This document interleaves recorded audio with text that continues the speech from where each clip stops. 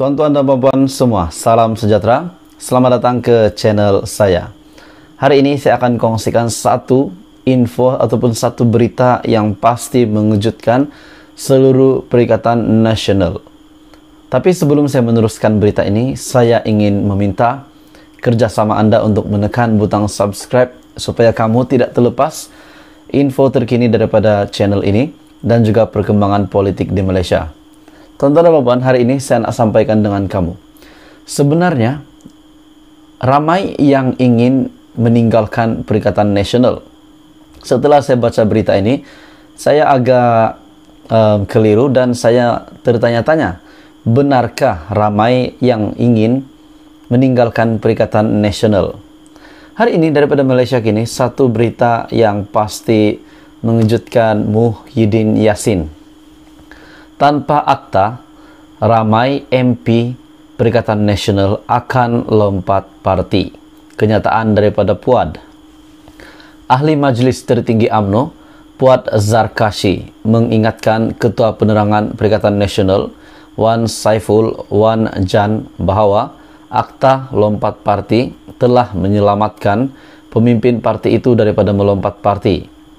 Puad berkata demikian bagi menjawab kenyataan Wan Saiful yang mengatakan Perikatan Nasional memilih untuk menjadi pembangkang kerana mempertahankan prinsip.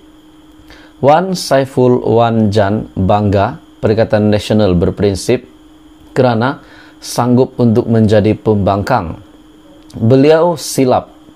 Akta anti lompat parti menyelamatkan Perikatan Nasional dan tanpa akta itu, ramai MP Perikatan Nasional akan lompat parti menurut Puad. Apatah lagi, ramai ahli parlimen Perikatan Nasional adalah bekas pelompat parti. Sepatutnya Perikatan Nasional berterima kasih kepada Barisan Nasional. Akta itu digubal dan diluluskan semasa Barisan Nasional menjadi Perdana Menteri, katanya dalam satu hantaran di Facebook. Jadi tuan-tuan dan puan-puan, menurut setakat ini, berita ini adakah Anda setuju dengan kenyataan daripada Puad? Sekiranya tidak digubal undang-undang itu berkenaan dengan akta lompat parti, adakah menurut apa yang Puad katakan ini benar akan berlaku? Banyak yang akan lompat parti meninggalkan Perikatan Nasional.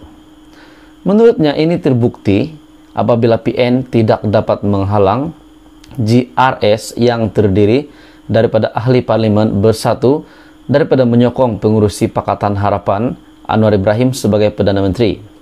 Undang-undang anti lompat parti yang diwartakan pada 6 September merupakan komponen utama Perjanjian Keyakinan dan Perbekalan CSA yang dimeterai Kerajaan Pimpinan bekas Perdana Menteri Ismail Sabri Yaakob dan juga Pakatan Harapan. Sementara itu, Puad berkata penyertaan Barisan Nasional dalam kerajaan perpaduan adalah berasaskan trust ataupun kepercayaan. Sebaliknya, beliau juga mendakwa pengurusi Perikatan Nasional Muhyiddin Yassin menerima sokongan BN dalam kerajaan dengan niat untuk membunuh UMNO. Sebab itu Muhyiddin boleh jadi Perdana Menteri 17 bulan sahaja. Silap sendiri. Scheme of things gagal, tiada berkat tambahnya. Muhyiddin yang dilantik sebagai PM susulan langkah Sheraton yang menyaksikan kerajaan PH tumbang pada 2020 dan hanya bertahan selama 22 bulan. Bagaimanapun pengurusi PN itu yang didakwa mengetuai kerajaan pintu belakang, kemudiannya juga tumbang akibat rampasan kuasa politik. Keputusan BN menyertai PH dan bukannya BN menyaksikan kedua-duanya bersaing bagi jawatan Perdana Menteri dan kerajaan selepas PRU15 menyebabkan parlimen digantung.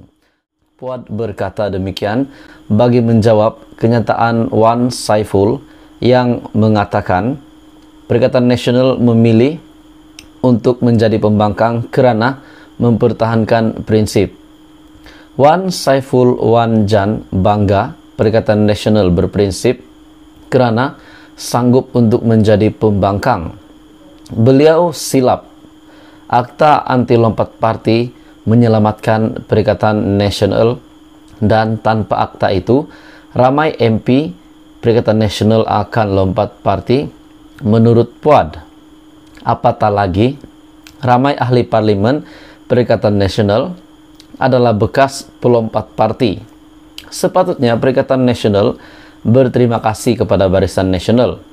Akta itu digubal dan diluluskan semasa Barisan Nasional menjadi Perdana Menteri, katanya dalam satu hantaran di Facebook. Jadi tuan-tuan dan puan-puan, menurut setakat ini, berita ini, adakah Anda setuju dengan kenyataan daripada Puad? Sekiranya tidak digubal undang-undang itu berkenaan dengan akta lompat parti, adakah menurut apa yang Puad katakan ini benar akan berlaku? Banyak yang akan lompat parti meninggalkan Perikatan Nasional. Menurutnya ini terbukti apabila PN tidak dapat menghalang GRS yang terdiri daripada ahli parlimen bersatu daripada menyokong pengurusi Pakatan Harapan Anwar Ibrahim sebagai Perdana Menteri. Undang-undang anti lompat parti yang diwartakan pada 6 September merupakan komponen utama Perjanjian Keyakinan dan Perbekalan CSA yang dimeterai kerajaan pimpinan bekas Perdana Menteri Ismail Sabri Yaakob dan juga Pakatan Harapan. Sementara itu, Puad berkata penyertaan Barisan Nasional dalam kerajaan perpaduan adalah berasaskan trust ataupun kepercayaan. Sebaliknya, beliau juga mendakwa pengurusi Perikatan Nasional Muhyiddin Yassin menerima sokongan BN dalam kerajaan dengan niat untuk membunuh UMNO. Sebab itu Muhyiddin boleh jadi Perdana Menteri 17 bulan sahaja. Silap sendiri. Scheme of things gagal, tiada berkat tambahnya. Muhyiddin yang dilantik sebagai PM susulan langkah Sheraton yang menyaksikan kerajaan PH tumbang pada 2020 dan hanya bertahan selama 22 bulan. Bagaimanapun pengurusi PN itu yang didakwa mengetuai kerajaan pintu belakang, kemudiannya juga tumbang akibat rampasan kuasa politik.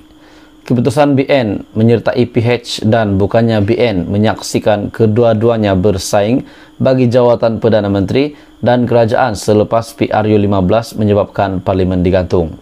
Walaupun mengalami kemerosotan paling teruk dalam pilihan raya baru-baru ini untuk Barisan Nasional, BN kembali semula menjadi kerajaan dengan 30 kursi parlimen dan memihak kepada Anwar. Jadi tuan-tuan dan puan, berita hari ini, tanpa akta lompat parti, ramai MPPN akan lompat parti menurut Puad Zarkashi. Jadi adakah Anda setuju dengan kenyataan itu? Ataupun bagaimana? Anda mempunyai komen, kamu boleh komen di bawah. Jadi teruskan bersama di dalam channel ini untuk perkembangan politik seterusnya.